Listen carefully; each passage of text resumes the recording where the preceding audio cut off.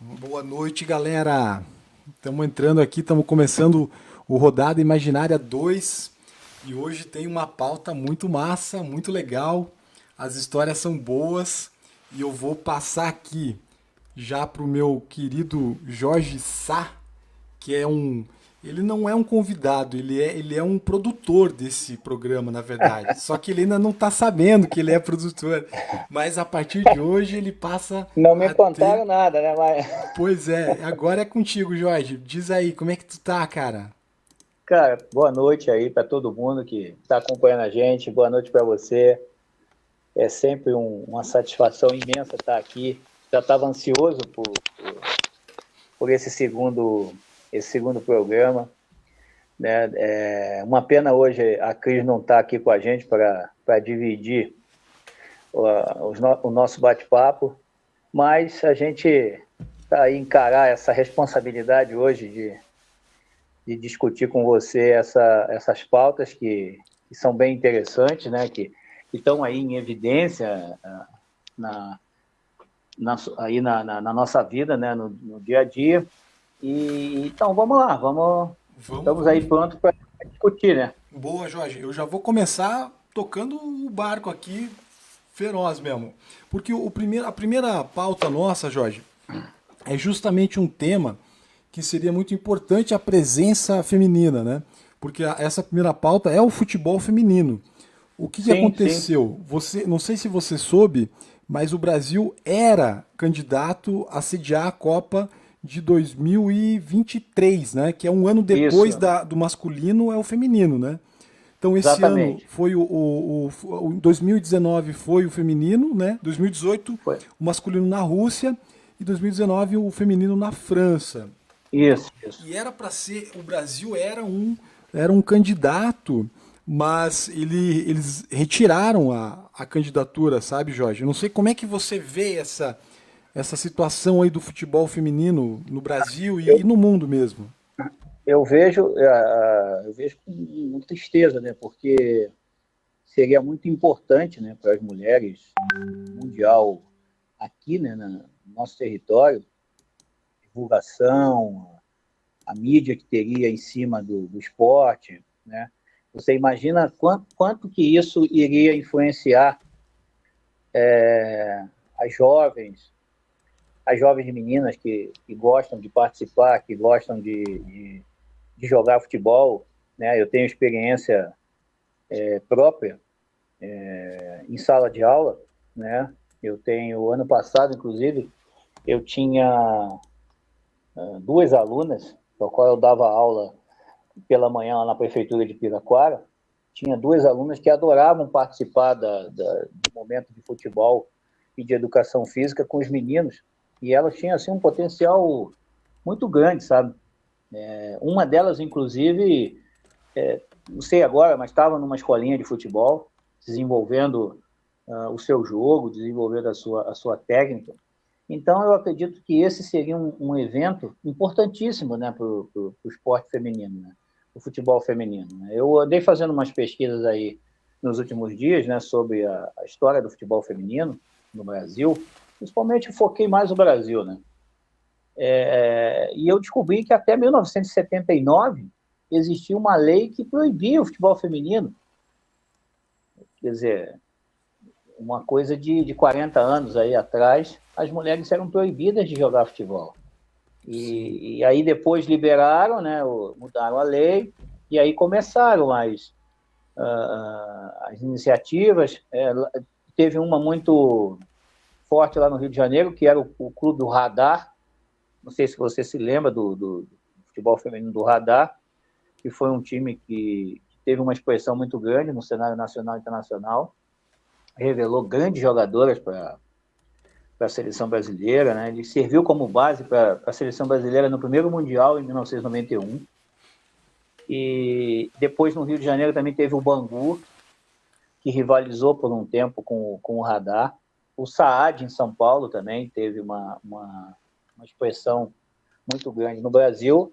E agora, nos últimos anos, que nós tivemos aí iniciativa do Campeonato Brasileiro, da Libertadores Feminina, mas ainda é muito pouco, né? Ainda é. necessitaria aí de um incentivo muito maior. Eu defendo uma ideia, já há muito tempo, eu sempre defendo essa tese, de que uma das possibilidades de ajudar a popularizar realmente o futebol feminino, a massificar, seria colocar o futebol feminino como preliminar dos jogos do masculino, sabe? Porque incentivaria as moças a jogarem para públicos grandes, ajudaria a divulgar, né, um bom contrato de televisão, um bom contrato de patrocinadores,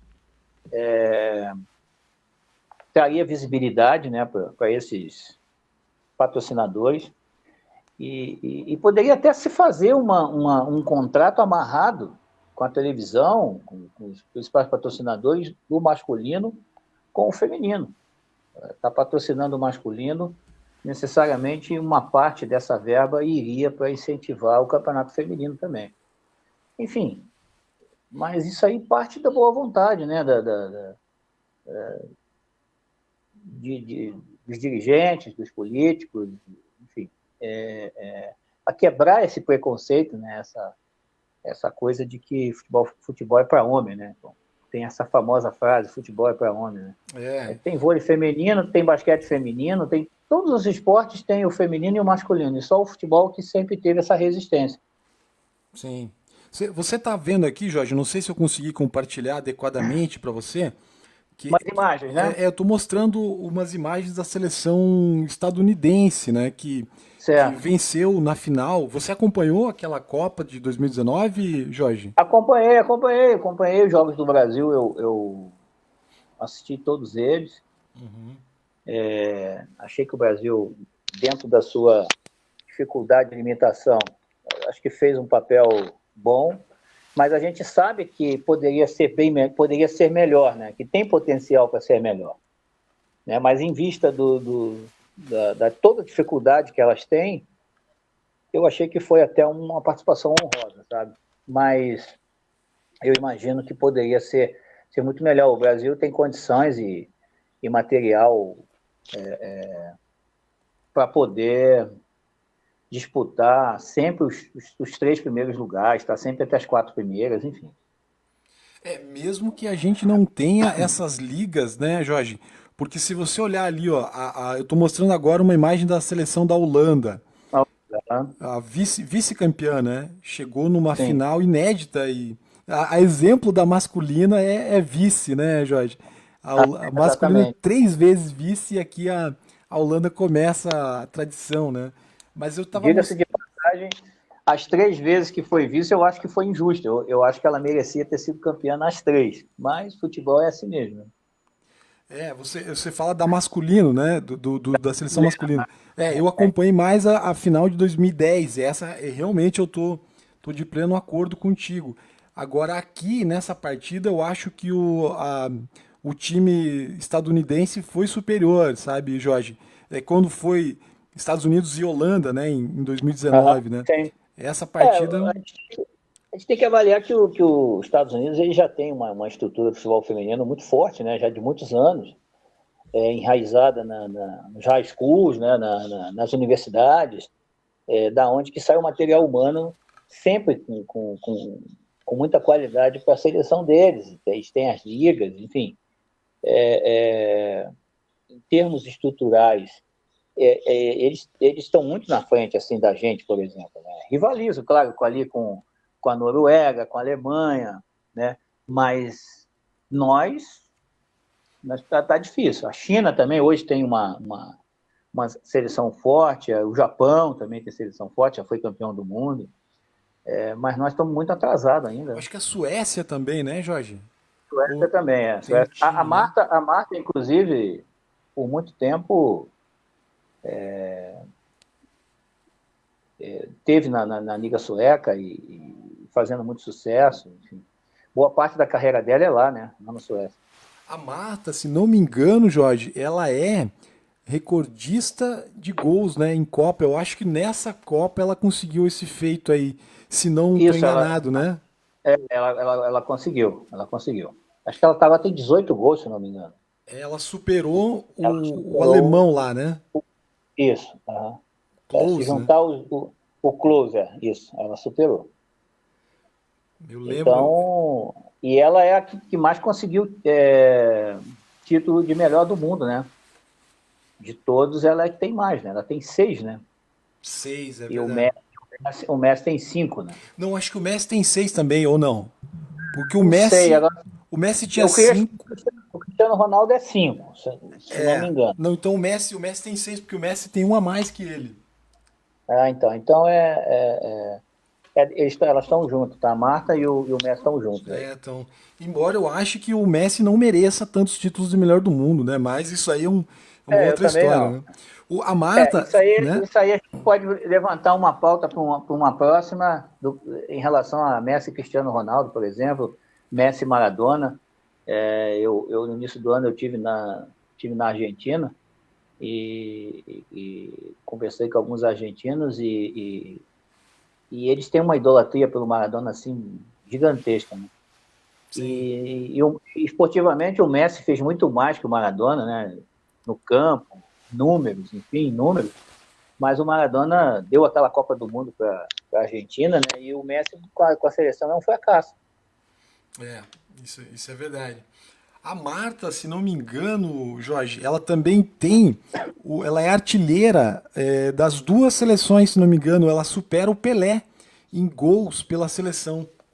Exatamente. Né? Se não me engano, é isso. Sim, ela de masculino e feminino, ela é a principal artilheira com a camisa amarela.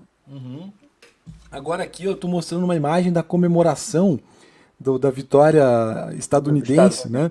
Aquela atleta ali, acho que é número 15, que é aquela polêmica jogadora, a Rapinoe. Você se lembra, Isso. Jorge, que ela se recusou, ou pelo menos, eu não tenho certeza se ela se recusou, mas ela fez uma declaração muito ríspida contra o presidente dos Estados Unidos, o Donald Trump. Você se recorda, Jorge? Sim, recordo sim. A gente no mundo esportivo, né? São poucos atletas assim que realmente se engajam em alguma situação política, alguma situação se posiciona, né? Tem um posicionamento, né? Então ela é uma das raros atletas que acabam se posicionando em relação a determinados dirigentes, determinados políticos, que toma partido por algum tipo de causa, né? Então nós temos poucos, né? Aqui no Brasil, por exemplo, praticamente não temos nada, né? Sim. É, é uma é uma das pautas aí que a gente vai discutir É ainda uma das próximas. ainda hoje. Se não me engano, Jorge, ela foi escolhida a melhor jogadora, né? Sim, Do torneio, né? ela foi a bola de ouro da Copa, né? Acredito que é favorita para uma das favoritas para o próximo prêmio da FIFA aí de melhor jogadora do mundo, né? Sim. Eu queria mostrar aqui também, Jorge, para você e para o pessoal que está assistindo a gente aqui, eu quero ver se eu consigo mostrar aqui um site que eu achei muito bacana. Só para te mostrar, talvez até você já conheça esse site aqui, ó, Jorge. Chama-se Joga Amiga. Eu conheci ontem, eu estava pesquisando alguma coisa sobre esse assunto, né? Futebol feminino. E Não, eu não conhecia, não. Vou acessar ele. deixa eu ver se eu consigo mostrar aqui pro pessoal. Agora tá aparecendo pro pessoal. É um site bacana, editado por essa moça aqui, a Cecília Quevedo, que é Uhum. jornalista e tal, né? Ela fez uma matéria aqui, ó. FIFA tem 3 opções para a sede de 2023. Essas sedes são Japão, Colômbia e a candidatura dupla da Nova Zelândia e da Austrália. Tá. Dia 25 de junho sai digamos O, assim, ver, o né? veredito final. Uhum. Exatamente. Eu torcer para que pudesse ficar aqui, pelo menos na América do Sul, né, na Colômbia, acho que seria interessante, até para o desenvolvimento da modalidade no nosso continente, né? Porque não é Sim, só no Brasil que nós temos a dificuldade, né? Toda a América do Sul, a gente uma liga ou uma seleção que se destaque, nada. É realmente muito atrasado o desenvolvimento do futebol feminino aqui no nosso continente. Tirando os Estados Unidos e o Canadá, o restante, muito fraco. Seria legal para incentivar, né, como forma de incremento, né, para o esporte. E fica aí esse site aí, né, Jorge, para quem quiser conhecer Legal. e tal, né? Bem bacana. Jogamiga.com.br. Eu achei bacana, achei útil e me ajudou nessa pesquisa, nessa micro pesquisa que eu fiz aqui, né? Uhum. Foi bastante útil, né? Vou Deixa dar eu. uma vasculhada lá. Então aqui, ó, Jorge, nosso próximo tema aqui, eu já vou. Não sei se tu quer complementar alguma coisa sobre esse assunto. Eu acho que é um tema que a gente não pode deixar nunca a peteca cair, né? A bola tem que estar sempre levantada nesse tema. Vamos voltar nele quando a gente tiver a participação feminina, né, da Vamos. Cris. A gente pode retomar, porque eu acho que aí a bola tem que ficar totalmente com ela, né? Ela fazer a defesa do esporte pela visão feminina, né? Sim. Então, basicamente é isso. Eu tinha feito uma micro pesquisa também, como você falou, mais no sentido da história, do histórico do futebol feminino, né? Do início, quando ele começou a se popularizar mais. Mas eu acho interessante a gente retomar. Esse é um assunto que a gente tem que estar sempre retomando. Sim. A gente pode até aguardar a escolha da próxima sede e aí servir como um gancho para a gente retomar o assunto, né? Até nós tivemos aí a triste notícia, né, do falecimento do Vadão, né, que foi o nosso último técnico lá no Mundial ano passado, lá na França. Mas agora a gente tem a presença de uma treinadora norueguesa, né? A norueguesa, sueca ou norueguesa aqui? Que está treinando essa seleção. Pia. Puxa, agora eu não me recordo. Eu acredito que possa render bons frutos isso aí. Até me surpreendeu a saída do Brasil como candidato ao Mundial, né? Eu imaginei que isso seria a vinda dela, a nossa candidatura, uma possível sede do Mundial, poderia estar sendo um projeto, né, de desenvolvimento realmente, de finalmente valorizar o futebol feminino como deveria. Sim. O único time, a única ocasião em que eu torço para a seleção brasileira ultimamente, assim, com algum entusiasmo, é no feminino, sabe, Jorge? Eu também. Mas aqui, ó, eu vou tocar o barco aqui então, Jorge, para nós. Não, vamos embora, vamos. Porque eu tenho essa mania de ir atrás das pautas aqui, eu gosto de vencer todas e tem muita coisa pra gente falar aqui. Tem. Vamos embora, senão não dá tempo. Eu tô começando agora com esse novo tema aqui, que é essa parada das torcidas antifascistas. Tá na tela aí pro público esse Twitter aí do Everton Ribeiro. Você tá conseguindo ler, Jorge? Tô conseguindo sim. Né? Como é que você interpreta essas postagens aí do Everton Ribeiro nesse momento, assim? Então, como eu já tinha falado, né, a gente vê poucos jogadores com engajamento em algum tipo de causa, né? A gente já teve no passado, no período da ditadura, nós tivemos jogadores como Paulo César Caju, como Afonsinho, jogadores que o Sócrates depois, né, posteriormente, já mais para o final da ditadura, jogadores que realmente tinham um posicionamento político, que não tinham medo de expressar os seus sentimentos, as suas opiniões em relação aos fatos que estavam acontecendo. E o Everton Ribeiro foi uma surpresa para mim, né? E eu andei lendo nesses últimos dias, ele já vem envolvido, principalmente com o movimento Afro-Reggae lá no Rio de Janeiro, há mais de um ano. Ele toca um projeto na favela de Vigário Geral, um projeto com as crianças, com mais de 200 crianças, um projeto esportivo, social, muito interessante, muito legal, sabe? O jogador Diego Rivas também está envolvido nesse projeto.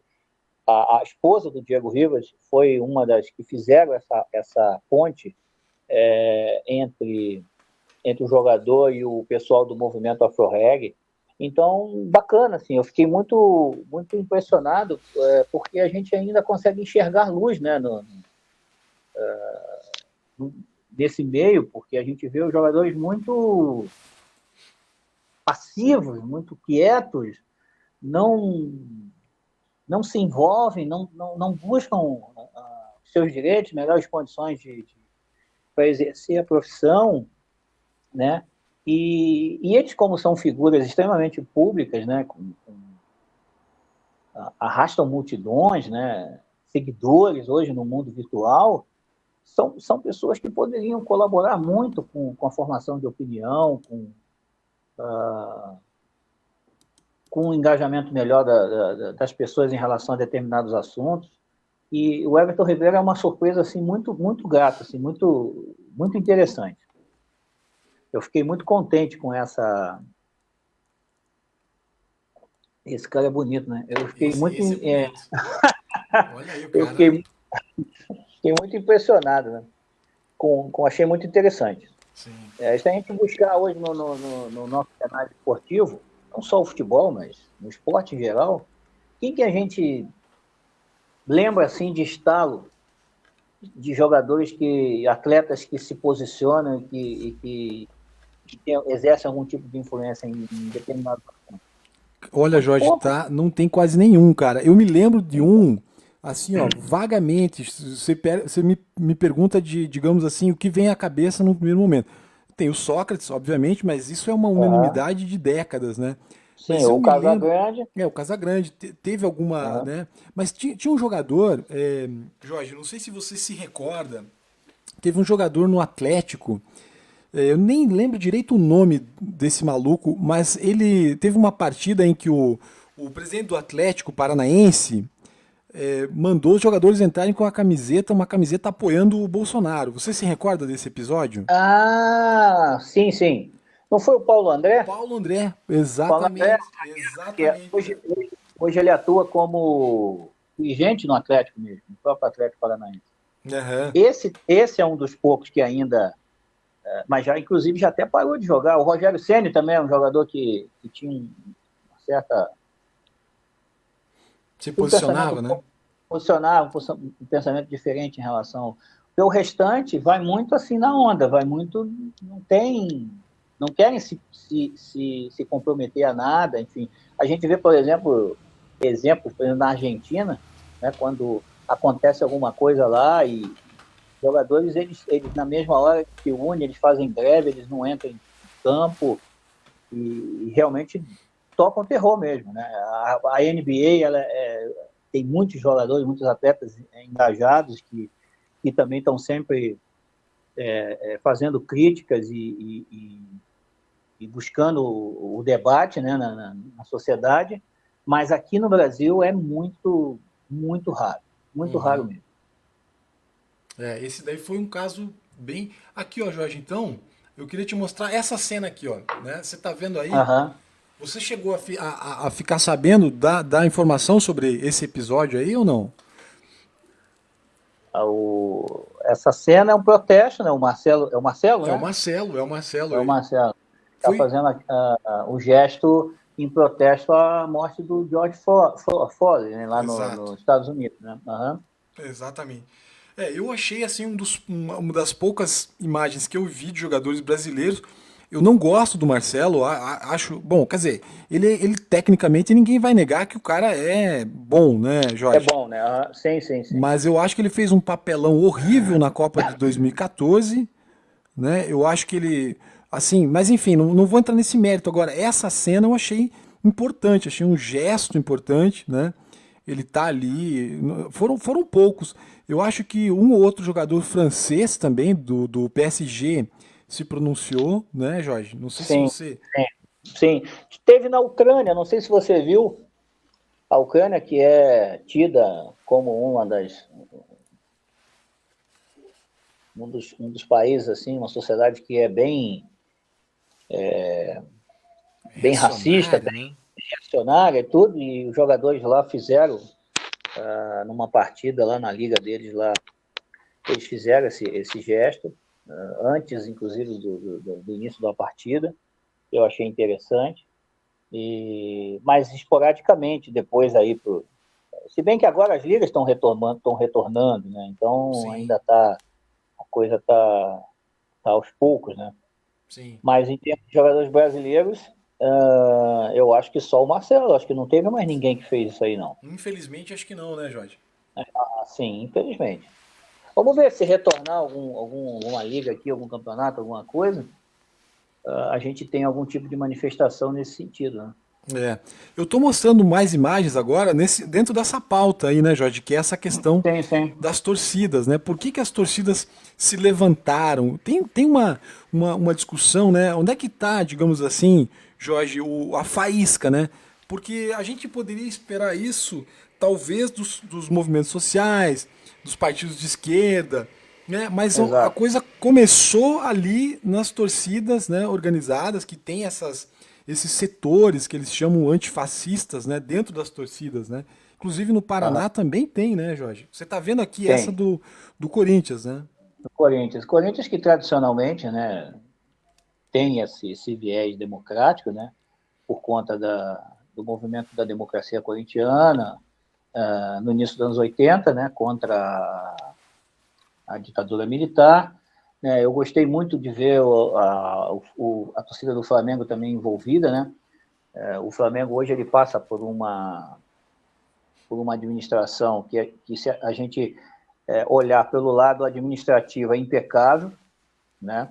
Mas em determinados posicionamentos, determinadas atitudes, eu vejo assim a posição da diretoria muito reacionária, assim, muito fria, né? Muito desumana, principalmente ali com aquele caso do incêndio. Então eu vejo muita indiferença, né? É, Eu aquilo vejo ali é uma triste, coisa, né, Jorge? eu vejo uma coisa muito comercial, né? Se a gente avaliar só por esse lado, a administração é impecável. E o Flamengo sempre foi um clube do povo, né? Sempre foi um clube ligado às grandes massas. E essa diretoria mesmo se recusou a se posicionar contra a ditadura, no caso do Stuart Angel, que foi um remador do clube, né, no final dos anos 60, e que foi preso pela ditadura, torturado e morto. E essa diretoria teve uma certa dificuldade em se posicionar em relação a esse fato. Quer dizer, então a gente vai vendo, com o passar do tempo, né, as ações, os posicionamentos, né, e a gente vai ficando em determinados assuntos, a gente fica um pouco decepcionado. É, isso é uma parte meio triste mesmo, né? Tem um comentarista muito Sim, legal que é o Mauro César, não sei se você acompanha ele. sim, acompanho eles diariamente. Ele lasca o pau nessa Ele não diretoria, né? passa, ele não passa pano, não, ele não quer saber. E ele é rubro-negro, né? Sim, sim. E ele não quer saber, ele rasga o verbo mesmo. É esse E tá tema, né? certo, Tá né? certíssimo. Tem que ser. Eu achei um pouco curioso, Jorge, que começassem, né, esses protestos aí no Brasil. Se bem que a minha visão é que é um pouco perigoso, né, Jorge, esse momento para sair, né? Essa Ah, questão, sim, né? Ó, realmente, mas a situação tá infelizmente, apesar de todo esse problema de contaminação, a situação é tão difícil que acaba levando, né, a esses atos. Né? Olha aí a união dos vascaínos, botafoguenses, flamenguistas, eu lá em São encontrei Paulo. alguma coisa do Fluminense antifascista também, Jorge, Ah, mas era uma imagem muito. Essa imagem aqui também não é muito boa, mas a imagem do Fluminense antifascista eu encontrei também. Não sei se está nesse arquivo aqui, mas eu sei que tem uma parte da torcida do Flu que também se engajou, sabe, Jorge? aham. Né? Ó, o Aqui, Internacional, Já lá em tem, Porto tem até uma Alegre. tradição, né, Jorge? Ali é a esquina democrática, chamada esquina. Eu conheço bem Porto Alegre, que eu morei lá. Essa ali me parece ser na esquina da Borges, ali com a Rua da Praia. Ali. Internacional também tem essa tradição de movimento democrático. Tem um amigo lá no Rio Grande que ele é torcedor do Inter, é muito envolvido com a torcida do Inter e tudo, com a Guarda Popular, né, que é a principal torcida, a mais ativa, mais atuante, e eles estão bem engajados assim, junto com a do Grêmio, com a geral do Grêmio, né, a chamada geral do Grêmio, estão bem envolvidos também. Palmeiras e Corinthians em São Paulo também estão bem envolvidos nesse tema. A torcida do Grêmio, a gente teve há uns anos atrás, acredito, acho que uns 5 anos atrás, aquele fato lamentável, né, no jogo do Grêmio contra o Santos.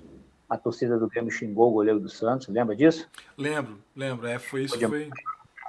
A torcida do Grêmio tinha um histórico de conduta racista, e que bom que os ventos sopraram a favor de mudanças, né? Sim. Mas eu acho também assim que são naquele caso lá foi um caso mais isolado, assim, né? Foram poucas pessoas, né, que acabaram se manifestando. Acho que não representa a grande maioria, a grande massa, né, da torcida, né? A generalização ela é perigosa também, né? Não dá pra dizer isso, né? É possível que você encontre muita gente na torcida do Grêmio que até seja gente, né, Jorge? Com, com certeza, com certeza, com certeza. Nós temos, inclusive, aqui no nosso grupo de convívio uma representação totalmente progressista e gremista, que é o nosso querido Clóvis, né? Sim, sim, não. O Clobinho, campeão aí, né? Então, exato. Sim, sim, sim. Ó, Multicampeão. sim, ó, Atlético e Cruzeiro também. Enfim, hoje eu vi uma manifestação da torcida do Palmeiras e a torcida do Corinthians aplaudindo a passagem, a chegada da torcida do Palmeiras no momento da manifestação lá em São Paulo. Quer dizer, então isso é muito, muito bacana, né? Porque a causa que eles que estamos todos aí protestando, ela está acima de qualquer coisa, né? Está acima de diferenças clubísticas, de rivalidades. É uma causa para um bem maior, né? Para um bem geral. É, Então eu achei essa conscientização que eu achei assim, bem interessante, sabe? Bem bacana. é. Eu continuo achando bastante enigmático, Jorge, o fato de ter começado por eles esse movimento, sabe, Jorge?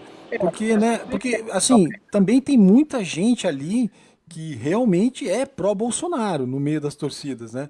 Tem muito Ah, sim, jogador que é, né? Hoje mesmo com tava, certeza. né, comentando aquele jogador do Corinthians, o Fagner, declarou apoio ao Aham, Bozo, né?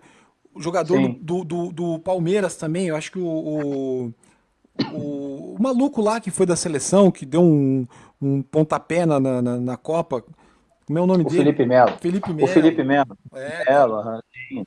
Esse é declarado há bastante tempo, inclusive, né? Até na época da campanha ele se declarava. Se É, identifica, né, com o jeito dele, se identifica com o jeito do outro, né? sim. Se você analisar a conduta dele em campo, esportivamente, enfim, você vê que casa direitinho com o discurso que é empregado, né? Então, Uma coisa que eu estava pensando agora, Jorge, é o seguinte: você tem um cenário caótico, né? E você tem, vamos dizer assim, um momento em que as torcidas estão sem aquilo que elas mais gostam, que é ir para o estádio. ah, Será que isso foi um fator também mobilizador, Jorge? eu acredito que possa ter sido, sabe? Possa ter sido uma forma de extravasar todo esse período que eles estavam reprimidos, né? De não poder se expressar nos estádios, de não poder estar acompanhando o time do coração, eles resolveram, essa força acabou extravasando por uma causa até mais importante, né, no nosso momento político, no nosso momento social, né? Eu acho que isso possa ter realmente essa coisa de não poder estar frequentando o estádio. Eu gostei dessa aí do Paraná, hein? Ficou Massa, né? bonita, né? É. Essa ficou legal. Do Gralha Marx? Oh, muito legal, muito legal. É, essa daí é fera, né? Bacana. Essa ficou fera, realmente. É. Mas até certo ponto, Roberto, eu acho que esse movimento tendo partido surpreendentemente, né, das torcidas, né, essa união que as torcidas acabaram apresentando em prol de uma causa maior, eu acho legal, porque isso mostra que as pessoas também elas não precisam de guias ou de líderes ou de ninguém para ficar dizendo o que tem que se fazer, entendeu? Eu acho que começa a se desenvolver uma forma espontânea das pessoas de se organizarem e buscarem os seus direitos e buscarem condições melhores no dia a dia. O que você acha? Não, eu acho que essa tua observação é muito importante, Jorge. E é muito legal mesmo. É, chega desse negócio de ser gado, né, Jorge? A gente não precisa, Claro, né? Não precisa nem que o Lula fale, vão pra rua. Não precisa que, sei lá, quem qualquer um fale, né? A gente deve ir pra rua quando a gente sentir que como coletivo nós queremos claro. buscar uma melhoria de vida, né, Jorge? Essa consciência coletiva, partindo de cada um, né, para o coletivo, eu acho muito importante. Eu já entendo como uma transformação da nossa sociedade, do comportamento das pessoas. Sim. E veja ali, ó, Coxa Comunas, tá vendo? Então, até no Estou Coxa, vendo, que né, é um time que tem uma tradição um pouco mais conservadora, existem sim. pessoas com pensamento progressista, né? O Isso, próprio, o próprio apelido Coxa Branca, né, é da questão da Alemanha, lá dos alemães que tinham as coxas bem brancas, né? É mais ou menos assim a história, né?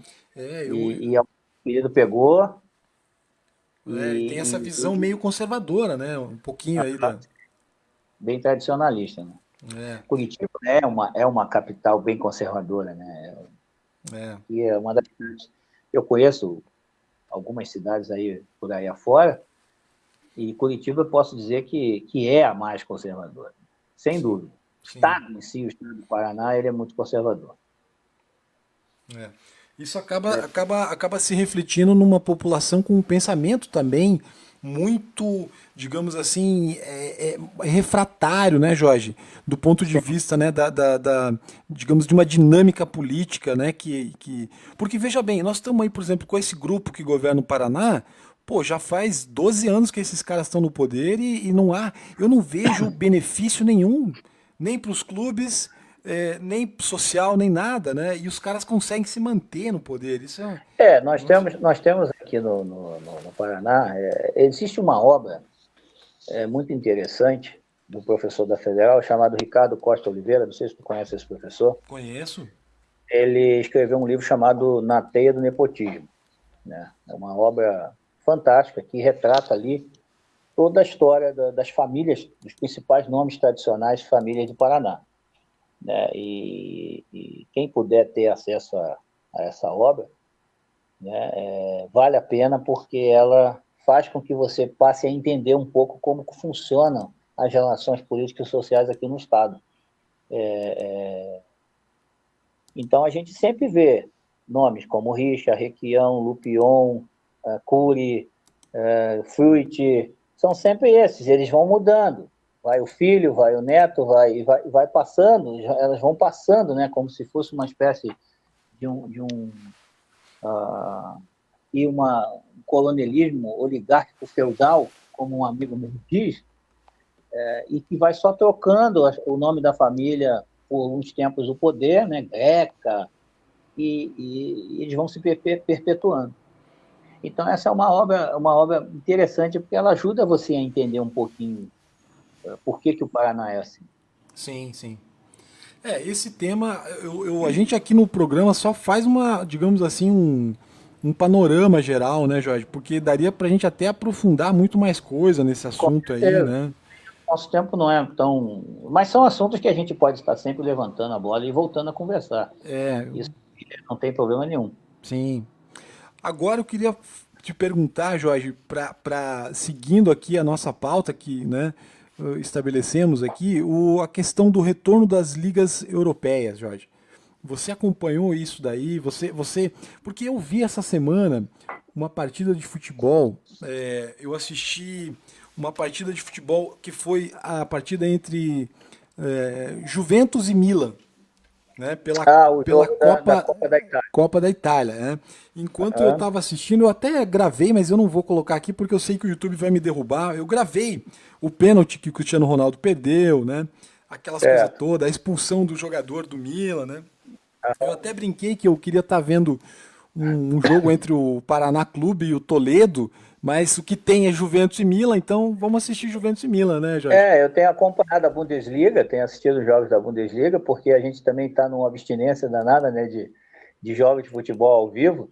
Ficar vendo esses jogos antigos até certo ponto é legal, mas chega um momento que não dá mais, né? E não tem nem meio que mais o que passar, né, de jogo antigo. Já deu o que tinha que dar, né? E então qualquer joguinho que aparece aí ao vivo, a gente fica empolgado de assistir, né? Eu já estava assistindo Leipzig e Colônia, acho, um Olha jogo aí. assim totalmente que num momento normal eu não assistiria, né? É claro, eu vou assistir um Bayern de Munique contra um Borussia, contra um Werder Bremen, né? Um Schalke 04, mas um joguinho assim mais... eu gostei dessa foto aí, né? Da Essa é bolha legal, aí. né? Não, essa aqui eu quero mostrar pra galera aqui. Deixa eu só. Muito legal. Pois é que eu tava Então, pensando nisso, né? Como é que vai ser o futebol, né, Jorge? Pô, sim, eu estava assistindo o Campeonato Português também essa semana, um jogo do Benfica, um pedaço do jogo. São jogos que não são muito bons tecnicamente, que não empolgam muito, né? Assisti um pedaço de um jogo do Porto também. Mas, assim, o ambiente do estádio sem torcida é muito ruim, né? É muito triste, assim, muito desagradável, né? O futebol ele tem que ter torcida, ele tem que ter aquele clima, aquele envolvimento, né? Que tem em volta do campo e é muito vazio, né? Vamos ver, esperar que logo isso possa realmente mudar, mas por enquanto o cenário é bem complicado. Jorge, não sei, no jogo que eu assisti, a transmissão, a narração foi feita pelo Esporte Interativo. E Uhum. eles colocaram áudio de torcida, cara. Sabe? Eles estão colocando, o Bayern de Munique faz isso lá quando joga no estádio dele. Eu estava assistindo agora à tarde o jogo do Real Madrid, Campeonato Espanhol, Real Madrid Levante, se não me engano, e eles colocaram um efeito especial através da tecnologia, a imagem aberta do campo, parecia que tinha torcedores na arquibancada, não mostrava a arquibancada vazia, sabe? Você tinha aquela sensação, projetaram uma imagem de torcida ali na arquibancada, para quem está assistindo de casa, ter uma sensação um pouco diferente, né? Daquela arquibancada vazia, triste, o estádio frio, né? Sem torcida. Então, mas é paliativo, né? Tapar o sol com a peneira, né? O É, Bayern de Munique usa o som da torcida, outros clubes alemães também estão fazendo isso. é. Eu assisti porque também eu tava querendo ver uma partidinha ali. Eu vi essa partida. O pessoal falou mal, detonaram o Paquetá, detonaram o Milan, né? Mas o Milan Aham. tava jogando com um jogador expulso desde a metade do primeiro tempo, né? Sim. E conseguiu segurar o Juventus ali, conseguiu, Se né? portou bem, né, defensivamente ali. A Juventus, a gente é o melhor time da Itália, né, já faz tempo. Né? Tem ainda o Cristiano Ronaldo, que é um cara que faz uma diferença incrível dentro de campo. Bateu mal o pênalti, mas Bateu mal, isso bateu aí mal. faz parte Tá frio ainda, né? Tá voltando agora, aí não. Eu sou um fã muito grande do Cristiano Ronaldo, sabe? Uhum. Essa discussão entre Messi e Cristiano Ronaldo, eu sempre digo que tudo que o Cristiano Ronaldo faz, ele teve que fazer um esforço muito grande para fazer, treinar muito, se dedicar muito. E para o Messi é natural, porque já é o dom dele. Já é uma coisa mais, É né, uma que... ele mesmo. Mas o Cristiano Ronaldo, eu entendo até que ele tenha mais, não desmerecendo o Messi, mas eu acredito que tudo aquilo que ele faz, aqueles feitos todos dele, eu acho que no fundo tem um valor maior, porque ele realmente ele se dedicou a fazer aquilo, né? Então eu acho que tem um peso muito maior. Mas os dois são jogadores espetaculares. Sim, sim, sim. E Eu esse Totó achei. aí, Ah, não, é uma brincadeira aí que eu encontrei.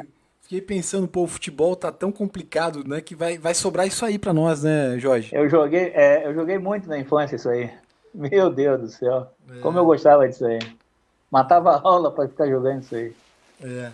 Um debate, Jorge, que eu tava querendo fazer contigo é esse lance da Champions League, né? Porque Aham. eu vi ali o Juventus, ele tá com um time assim, tá voando. Voltou agora, mas eu achei o time bem entrosado. E com a vantagem de ter essas partidas pela Copa da Itália, acredito que. Porque a Juventus está classificada ainda na Copa dos Campeões, Aham. né? Vai jogar contra o Sim, Lyon, né? isso, exatamente. Eu acho que ela sai na frente, né? Ela tem uma vantagem. E me parece que eles vão fazer eu não sei, eu vi por cima assim, a notícia que eu vi mais as manchetes assim, me parece que eles querem colocar toda a fase final da Champions em Portugal, né? Fazer tudo em Lisboa, Porto, as cidades portuguesas. E Sim. a UEFA Euro fazer na Alemanha. Parece que a cidade de Colônia era uma das candidatas a sediar os jogos e tudo. E pode ser também mais um fator que ajude a Juventus, né? Campo neutro, sem torcida, o time já está num desenvolvimento técnico e tático maior, porque já está treinando, já está jogando, pode pesar em favor deles, com certeza. O que eu vi na internet para essa pauta, Jorge, é um artigo falando sobre essa situação de desvantagem de alguns times, de algumas ligas. Por exemplo, a Liga Francesa está parada, né, o presidente francês, o Macron, ele proíbe qualquer evento esportivo até o mês de setembro. Para você ter uma ideia, Jorge, até setembro na França estão proibidos Incrível mesmo. quaisquer eventos esportivos, né? Então aí você tem a Uhum. Alemanha voltando, né? Você tem alguns países aí que estão no retorno. Essa aqui é uma imagem do jogo da Juve e Milan, né? Que eu capturei Sim, ali. É uma imagem bonita. Eles estavam prestando uma homenagem às vítimas, que foram muitas na Itália, né, Jorge, sim, do sim. Foi. Covid-19. Então eles fizeram ali um minuto de silêncio e tal, né? Com essa luz até mais apagada e tal. Mas enfim, eles estão tendo essa situação aí de jogo, né? E o Paris Saint-Germain, por exemplo, que tava vinha bem no campeonato, tá parado, né? Desde março. O Lyon, se não me engano, também tá parado. Essa situação tá bem Os, complicada, né? os clubes ingleses também, né? Os clubes ingleses também, que a Premier League está parada, né? Então, vai com certeza haver um desequilíbrio técnico, né?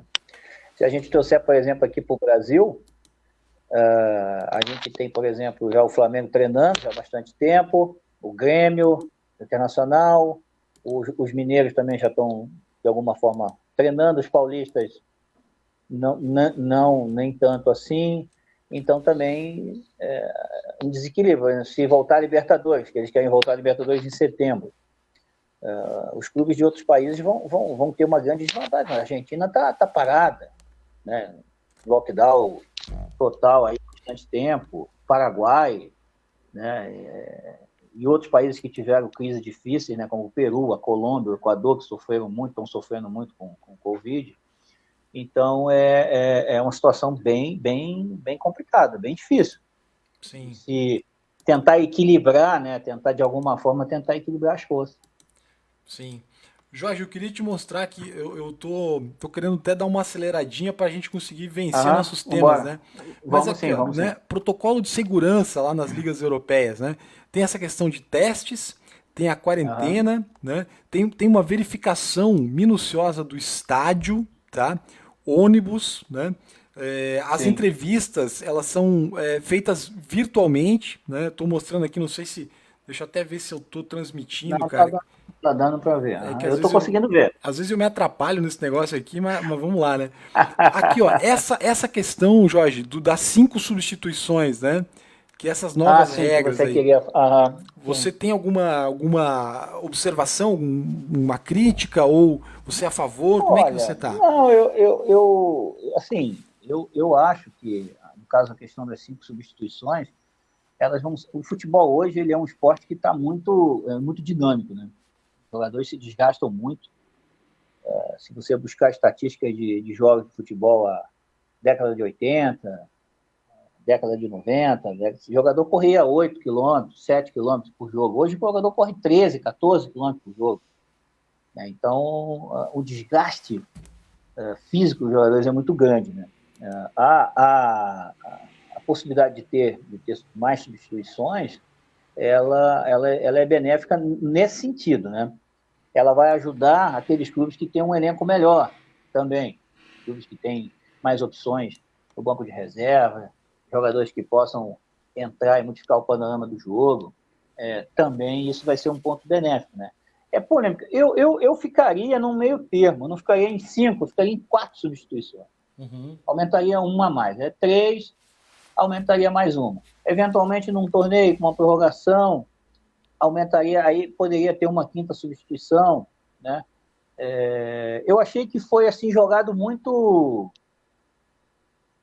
jogaram assim. A FIFA impôs isso aí acho que sem um debate maior, sem uma discussão maior. Eu não tinha ouvido falar disso antes, É em nenhum verdade. momento, né? Então eu acho que poderia ser feito um experimento, talvez em torneios de juniores, torneios mais amadores, alguma liga europeia, alguma liga sul-americana para fazer teste.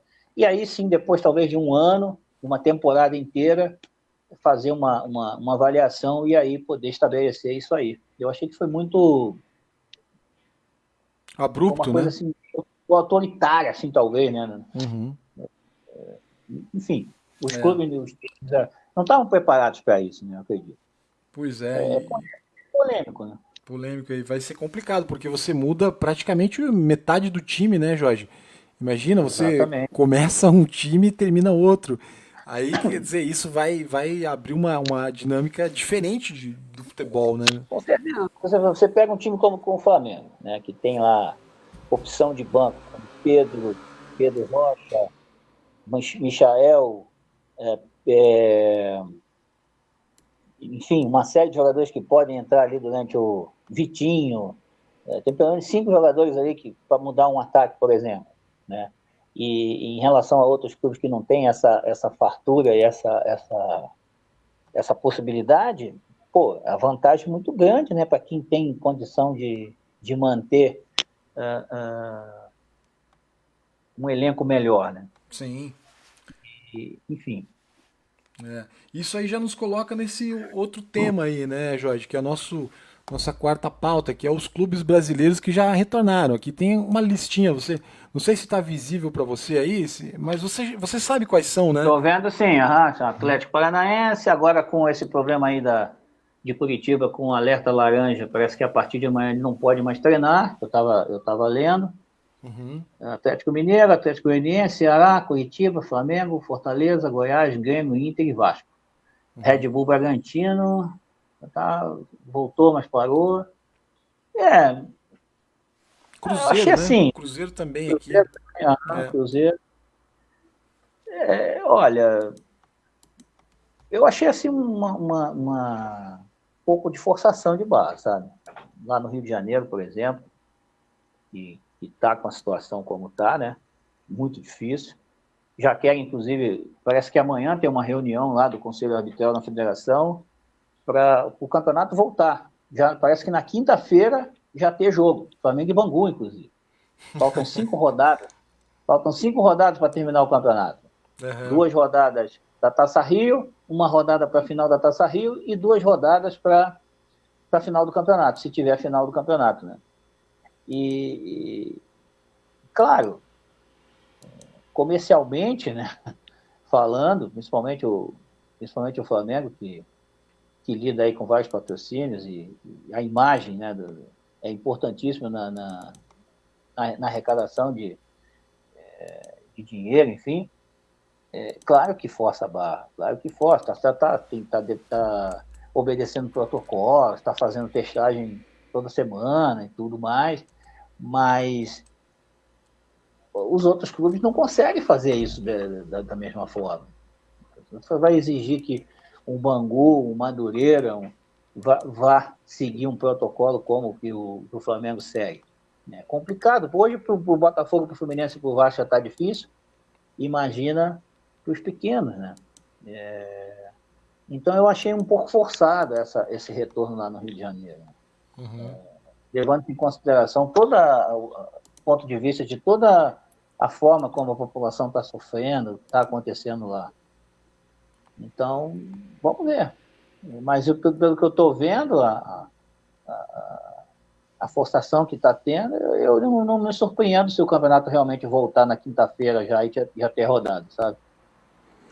É um negócio que é perigoso, né, Jorge? Porque o tempo inteiro a nossa vontade de ver futebol, ela tá hoje condicionada por um fator que é objetivo, né? Que é essa questão da doença. E a gente não tem como lutar contra isso, né, Jorge? Porque isso é uma realidade e tal. Eu acho Está que acima das nossas forças, né? Não tá, tem jeito. tá. Infelizmente eu não vejo muita solução e vamos ver que decisão esses caras tomam, mas pode ser que a decisão deles gere consequências piores, né, do que a intenção. A intenção é trazer de volta o futebol, movimentar a economia, esse tipo de coisa, mas pode ser que o Uma resultado. forma até de amenizar para as pessoas que gostam do futebol um pouco essa situação, né, de tanta angústia, né, se você levar assim para o lado mais lúdico assim do torcedor, de que gosta de assistir, que por aquelas 2 horas ali que ele está assistindo o clube dele, ele esquece tudo que está acontecendo em volta. Até nesse sentido, eu entendo, né, mas a questão científica, a questão objetiva da pandemia, ela tem que estar acima de qualquer coisa, né? Com certeza. Eu tô vendo aqui essa imagem parece que é o técnico do Grêmio, não sei, eu nem sei quem é esse maluco. Tá aqui no site um site chamado Gaúcha ZH.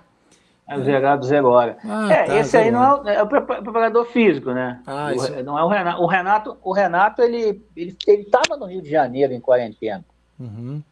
O Grêmio voltou a treinar e ele estava no Rio de Janeiro, né? O Renato já tem mais de 60 anos, tem 60 Uhum. anos, se não me engano, e é grupo de risco. O Renato teve um problema de coração há pouco tempo aí.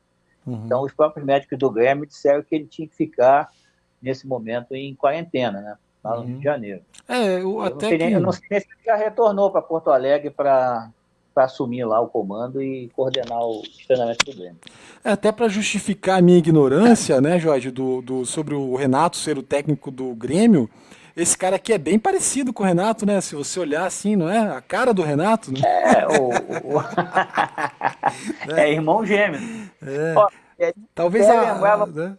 A bunda ele desse lembrava cara até, aqui parece mais com o Renato, né? Mas esse cara ali de máscara, ele até lembraria mais o Valdir Espinosa, né? O falecido Valdir Espinosa. é verdade, é verdade. Não, mas eu acho que isso aqui deve ser algum clone do Renato, mas enfim, só para. Vamos em frente com a nossa temática aí, né, Jorge? Vamos. Que eu vou pular esse causos engraçados aqui, Jorge, porque nós estamos Tá. chegando no final e eu quero mostrar Não, tranquilo. né, esse episódio aqui, ó, dos 70 anos do Maracanã, né? Eu tenho aqui uma. Essa eu quero dar minha opinião.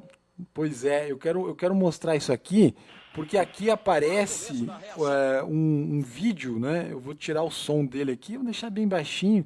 Não sei se o YouTube vai me derrubar, mas eu quero mostrar isso aqui porque você contou que nesse jogo foi tua primeira ida ao Maracanã. Isso, 1978. Eu tinha 8 anos. Foi um amistoso, Fla-Flu, um jogo comemorativo que o Flamengo tinha sido campeão carioca, com aquele gol de cabeça do Rondinelli contra o Vasco, e no domingo seguinte eles fizeram esse amistoso contra o Fluminense, né? E meu falecido pai, me levou para assistir esse jogo. E foi assim, uma grande, uma grande surpresa, assim, quando eu entrei no estádio, assim, vi aquelas arquibancadas gigantescas, a torcida, enfim, foi amor à primeira vista, assim. Nunca mais eu deixei de ir ao Maracanã. Mas, em relação ao Maracanã estar fazendo 70 anos, eu acho que não. Eu acho que o Maracanã, para mim, morreu em 2010, quando eles começaram a demolir para fazer esse que está aí, entendeu? Que eles deram o nome de Maracanã. É um estádio completamente diferente do que era o anterior, sabe? Sim. Para mim, o Maracanã morreu com 60 anos. E esse daí vai fazer 10 anos, sei lá. A inauguração foi em 2013, sei lá. É um estádio bem diferente. Eu tive a oportunidade de conhecer os dois, é muito diferente. É, eu, Só a geral do antigo estádio, até mandei umas fotos para vocês da geral do Maracanã. não, vou inserir aqui pra mostrar pra galera, né, essas fotos. Tem essa primeira aqui que eu acho que é uma foto não tão Esse antiga. é o Maracanã quando eles fizeram a reforma para o PAN de 2007, que eles tiraram a geral e essas cadeiras azuis aí embaixo, elas emendaram, né? As cadeiras antigas com a geral, mas mesmo assim esse ainda era legal. Uhum. Ainda tinha a possibilidade dessas cadeiras embaixo, tinha um preço mais acessível para a população e as pessoas tinham a possibilidade de se expressar. Essa aí é uma imagem antiga mesmo, o Maracanã com aquela arquibancada de cimento, as cadeiras azuis e a geral embaixo. Né? Que a geral era um dos setores mais democráticos assim, que eu frequentei por muito tempo no Maracanã.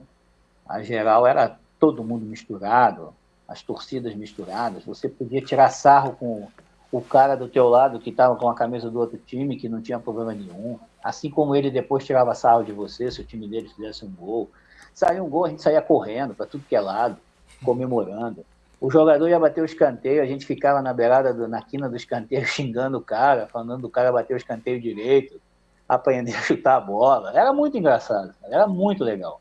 Sim. E isso se perdeu. O Maracanã hoje é gourmet, né? É para poucos, né?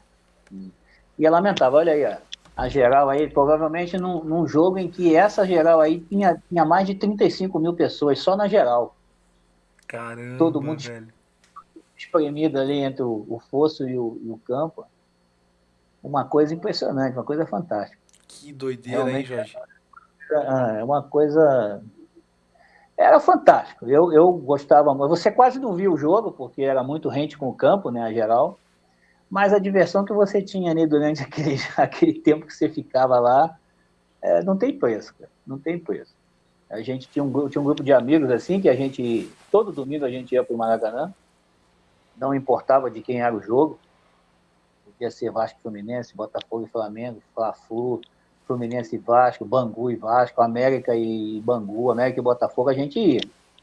E a gente sempre ia de geral, porque era baratinho, a gente chegava lá pegava o trem, chegava lá na estação do Maracanã, na entrada do portão da geral tinha um cara que vendia um sanduíche de mortadela, um pão com mortadela lá e um suco, que a gente não sabe nem a origem daquele suco, e a gente comia aquilo e tomava aquilo com uma alegria, assim, sabe? Aquilo era uma maravilha. E depois a gente ficava, né? Você percebe aí que a visão, né, da geral era muito precária. Ainda tinha as placas de publicidade na frente, que não deixava ver o jogador, a gente via às vezes só da cintura para cima, dependendo da posição que estava. Uhum. A bola a gente só via quando o cara estava no alto, estava por cima, né? Sim. Mas era muito divertido, era muito legal. E às vezes, alguns jogos, aí eu ia de arquibancada. Essas são fotos já do Maracanã novo, Uhum. de um jogo que eu fui lá em 2015 contra o Corinthians. Infelizmente o Flamengo perdeu esse jogo, mas tudo bem, faz parte. Né? É. Mas você percebe pela estrutura e pela condição Não, é do outra estádio que coisa é já, né, Jorge? Aqui. completamente diferente. Uhum. E eles passaram por cima, né, para fazer esse estádio novo. Né? Eles quebraram a marquise. O Maracanã era tombado o patrimônio histórico dos fãs, ou seja, não poderiam mexer na estrutura assim, do estádio. Né? derrubaram a marquise, fizeram essa marquise aí nova, uma marquise, né, uma cobertura, né, bona, Sim. e emendaram a arquibancada com tudo até o final, enfim, perdeu aquela magia, sabe? Perdeu aquela coisa que impressionava. Tinha jogadores, a gente via declarações de jogadores que se impressionavam quando entravam no estádio, via aquela multidão de 100, 130, 150 mil pessoas. E isso não existe mais, né? Eu fui ao Maracanã uma vez, um Fla-Flu, 154 mil pessoas. Se você levantasse da arquibancada, você não conseguia sentar de volta, porque espremia e você não sentava mais, cara. Pessoas sentadas de lado, assim, né? Entre os degraus da arquibancada, as pessoas sentadas de lado e olhando o jogo assim, com o pescoço pro lado. Uma coisa, assim, impressionante, sabe? Impressionante.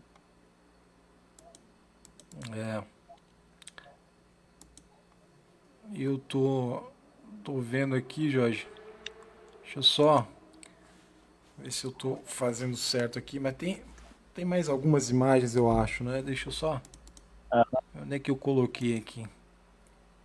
O caos que eu ia contar tá ligado justamente ao Maracanã antigo. Não, Uma história bem engraçada. Conte pra nós aí, Jorge. Essas aqui então, são as imagens, né? Esse aí sou eu aí quando eu entrei, na hora que eu entrei, né? Eu já tinha ido uma vez antes, num jogo daquele jogo que o Zico faz de final de ano. Eu já tinha ido com meu filho. Eu até procurei essas fotos para te mandar, mas no fim eu achei essas aí foi mais fácil, eu te mandei essas aí mesmo. Mas não é basicamente a mesma coisa. E o fato aconteceu foi na Copa América de 89, na final, Brasil-Uruguai. O Brasil já tinha jogado com o Paraguai e com a Argentina, né? Ganho, e o Uruguai também tinha ganho da Argentina e do Paraguai, e coincidentemente, aquela forma de torneio naquela época era assim, né? Os 4 jogavam rodada, todo mundo contra todo mundo, e calhou de Uruguai e Brasil chegarem no último jogo, na última rodada, igualados, e justamente no dia 16 de julho, que foi 16 de julho de 50, quando o Brasil perdeu para o Uruguai na final da Copa, 16 de julho de 89. O Brasil não ganhava nada desde 1970, e estava aquela tensão. Os uruguaios, obviamente, usaram muito essa questão do fantasma de 50, que eles sempre usam, né, contra nós e tudo, para incrementar a partida. O Uruguai tinha um timaço, tinha Rubem Paz, tinha Francesco, tinha o De Leon, tinha Rubem Sousa, Alzamendi, era um time bem forte. E eu tinha uma namorada que ela odiava futebol, e eu chamei ela, e ela enchia o saco, porque eu ia no jogo sempre, eu ia no Maracanã, e aí eu convidei ela para ir no jogo, e levei ela na arquibancada. E meu pai queria que eu levasse ela de cadeira. Eu falei, não, eu só não levo ela de geral porque é sacanagem demais. Mas eu vou levar ela de arquibancada para ela ver como é que é, né? Que não, ela dizia que eu só ia fazer farra, bebedeira, tinha mulherada, não sei o que nada. A gente vai pro jogo, pô, né? E aí eu levei outra ela que e na hora carioca nem gosta dessas coisas, né, Jorge? Até, poxa.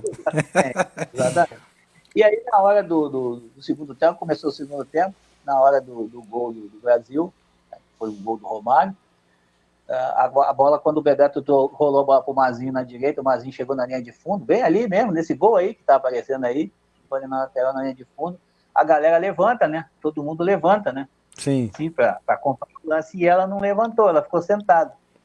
E aí saiu o gol. Quando saiu o gol, foi aquela explosão, né, no estádio, todo mundo imagina, 130 mil pessoas gritando, aquele eco que dava, né, na torcida.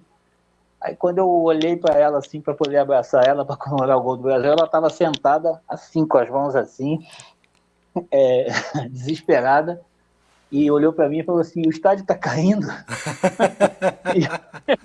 Não, pô, foi o gol. Ela, porque eu não levantei, eu não sabia o que estava acontecendo. E aí, depois disso, eu convidava ela várias vezes para ir ao estádio, e nunca mais ela quis ir, ela desistiu.